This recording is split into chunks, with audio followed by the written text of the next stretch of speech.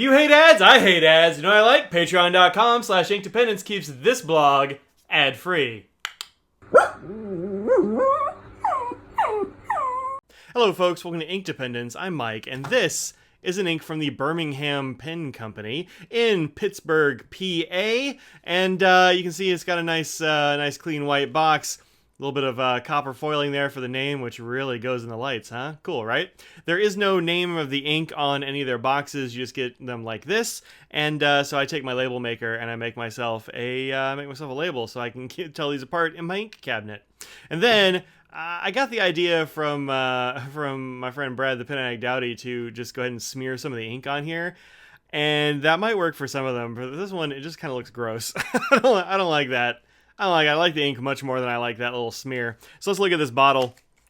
These come in a variety of sizes, 30, 60, and 120 mils. This is the 30 mil, as it says here, and these go for $13 online at birminghampens.com. This is in the Crisp formula series, which is one of their many series of inks. This particular one is meant to be formulated to perform well with a variety of premium, mid-range, and discount papers.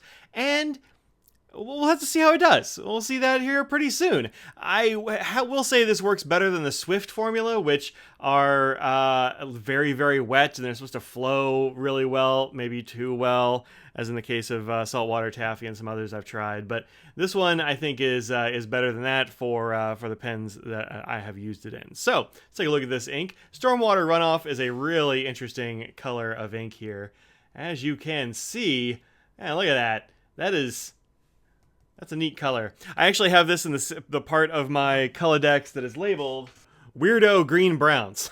So I've got one for Weirdo inks, Weirdo Green Brown inks, because that's a particular set of colors, and then it just goes on to greens and stuff. So that's my organizational system, Weirdo Green Browns. And this fits in that area pretty well. I think it is certainly a Weirdo Green Brown, and that's a color space that I love. So let's take a look at some details here in pens and whatnot. This is my usual 80 grams per square meter Rhodia paper. I have switched to this lined one from the dot grid one, because I started getting a lot of like weird bleed in the middle of it, and I don't know why, and so I wanted to switch to a different pad. So this one is a bit better. As I say here, the flow is a little bit on the wet side, still not, it's not nearly as wet as the Swift formula, which flows swiftly, but it definitely is on the wet side, and maybe a skosh on the thin side. It could use maybe just a little bit more saturation for my taste, but I like them pretty saturated. Performance, pretty okay. Paper really matters with this ink. They say online that it's formulated to perform well with a variety of premium, mid-range, and discount. Well, this is the discount for show. This is the Staples 20-pound, 30% recycled copy paper, and I have this in a medium number 5 Yovo nib, which is, a pretty medium, honestly. And you can see here, in a few places, you do get a little bit of feathering. Not a huge amount, but you do get some spread. It is spreading out a fair amount. You can see here where I wrote pen, you can see here in some of the other lines and such, you've definitely got lines that are thicker than others, even though this is a stock standard nib, and so that's just has some spread. And on the other side of the page, you definitely get some bleed through. It's not a huge amount. It's less than the Private Reserve, what was this, American Blue. It's more than the Private Reserve Orange Crush and some of the others. So, it's not terrible, but it ain't great either. I would have liked to see a little bit better performance from this, even if they made it just a skosh drier, maybe. But I think you'd lose some of the color if you did. So it's it's a tough line to walk when you're making ink. Trying to make an ink that performs well and looks great, it can be tough. Now, I had this in my Franklin Christoph Model 55, which is this one right here in black and aluminum. I really like this pen. I like it more than I thought I was going to, actually. There's the nib. That's just a regular old medium Yovo nib. And I've had it in here since, April, and it's July now. It's been a while. I've refilled it a couple of times, and I'm halfway through this fill. So this is an ink that I have used a fair amount. And yet, I don't find myself loving it. I keep trying to figure out why I don't love it, and I think I figured out why, and that's that I have this whole stack of inks that are kind of close, and some of them just beat this for me in terms of enjoyment. So I think that's all it is. This is a pretty cool ink, and it's definitely worth trying out, I think. As far as qualities, I just have shading up here. I don't think it really has anything else specific going for it. I bet it's not going to be water fast.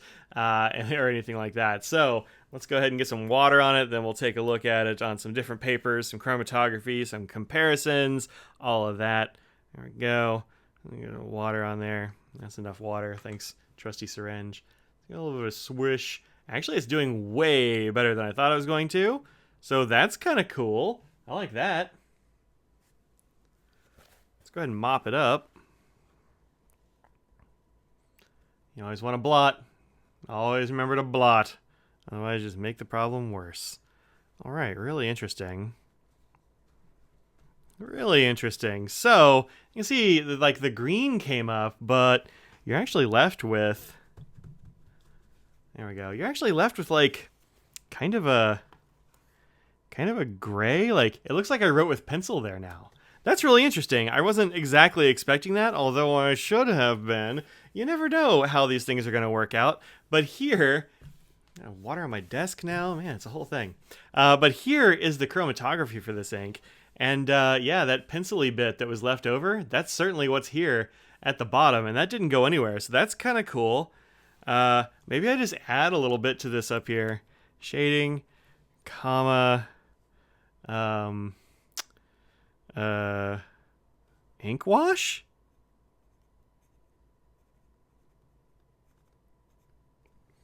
I'll put that up there. Because I think this might be one of those inks that's very cool for ink washing or some such thing for arting. I'm not really an artist, but perhaps. Because this is pretty good. I'm impressed with that. Let's see, see the back of this Rhodia page right quick. You can see the water actually did push a little bit of the ink through the back of the page, which is kind of unusual. And you do have a few spots of bleed, which is also kind of unusual. You don't really get that with Rhodia all that often, but it does happen sometimes. All right, so, man, look at this chromatography, though. Like, gaze upon that for a second. Dark gray, light gray, lavender, and then chartreuse? Who knew there was going to be chartreuse at the top of this thing? You go ahead and raise your hand. I'll wait. Yeah, I didn't either. Chartreuse. All right, so let's look at this on some extra papers. This is my currently inked Inky Fingers book. This is made of wheat straw paper, which I dig quite a lot. And there it is. I think it looks pretty good on this paper. This might be the best paper for it, I think, is something like this that has some ink resistance, but also has, you know, it lets it soak in just a little bit. Because I think it doesn't look that great in my Tomoe River ink journal, which is obviously Tomoe River paper. Here it comes off just kind of, I don't know, I just don't like it as much. It seems like it's lighter, like you don't get as much character, you get a little more character on this one. But I think on this one, and even on the Rhodia, I don't know. I think it's a little better if you let it soak in. So, you know, put it on some, like, medium normal paper, like this wheat straw stuff, and it'll be really good. But, I mean, of course, no bleed through or any weird stuff like that. It's totally working as it should. And making sure. Yep, looks good. Sabi Midori, such a good ink. Anyway, yeah, stormwater runoff, looking pretty good. I think it looks best on that kind of paper. Now, let's go ahead and take a look at it next to a whole bunch of other stuff. There is my Colodex card for stormwater runoff. Crisp formula. And I bought this this year, so that's all that little 2021 means. All right, so here's an ink that I hate, that this is a little bit like, and that is Noodler's Rome Burning. Man, that's a bad ink. It almost bled through this Morriman word card, which is kind of impressive, honestly. But this is an ink that you can wash off, and it's actually purple underneath, is the deal. But you can also see that it feathered. It feathered on a word card. Bad ink, and also slightly more gold, I guess, than runoff, but it's in the same vein, and they both wash off, but, man, don't get Rome Burning. It's not good. Then I've got here Iroshizuku's Inaho, or Inaho? I actually don't know how to say this. Tell me in the comments. I've never written this one down, which is substantially more yellow, but I wanted to show the Iroshizuku because you get questions about that brand a lot, and I think this is about the closest Iroshizuku I'm going to get to that one. These all came out of my weirdo green-brown section, by the way. Then, let's see, here's one. This is Bungu Box's Green Tea, which is more on the green side. Also, maybe like Alt Goldgruen would kind of go in here, but I didn't have a swatch card of that handy. And then, Platinum Sepia Black, which is an iron gall, and you can see this one is much more brown. So in the weirdo green-brown group, you get this kind of thing, which is right in between, I think, these two things. So interesting stuff. But this green tea, that looks good. I need to start using that one. I got a little sample of that at the Pen Club. Then there's this one, which I haven't actually had a chance to try. I just got a sample of this at the same time from two different friends on different sides of the country, from my friend Jeannie and my friend Kimberly. They sent this Robert Oster Pen Chalet Saguaro Green, which is sort of a cactusy green. And I thought it was actually closer than this until I got it under the bright lights. But this is definitely more green than Stormwater Runoff is. Then two that are some of my favorite inks. Firstly, Sailor's Rikyucha, which if you put these head to head, I'm gonna pick Rikyucha every time. Like, Rikyucha beats out a lot of inks for me, maybe unsurprisingly, but this is an amazing ink. And I think it has the same it occupies the same color space as Birmingham's Stormwater Runoff does. But I think Rikyucha is more interesting, and it's kind of better to use. I like this one better. Now the trade-off is, though, that Rikyucha is quite a lot more expensive, so you kind of got to watch out for that. But I stocked up back when it was cheaper, so I won that idea. And then recently, Sailor's Manyo Shirakashi is sort of a mushroom sort of theme ink. And I think it's fairly close to Stormwater Runoff, and also actually pretty close to Rikyucha, although it's a shade darker than Rikyucha, and Rikyucha is a little bit darker than Runoff. But this Manyo Shirakashi ink is, I think, well priced, and also works really well. I've been enjoying this quite a lot. So I think these both have a little bit more character than Stormwater Runoff does, but you can't beat this one for price. $13 or 30 mils. It's a tough one, but these have a little bit more interesting stuff going on. So that's my take. All right, folks, thank you very much for watching. This has been Birmingham Pen Company's Stormwater Runoff. You can find these at their website, birminghampens.com, and tell them I sent you if you go. They have a lot of really interesting colors, and I love that somebody is making ink in-house. That doesn't happen all that often, and so it's cool to have another company doing that. So thanks for watching. I will see y'all in the next video. Like, comment, subscribe, hit that bell, do the YouTube things, and peace out.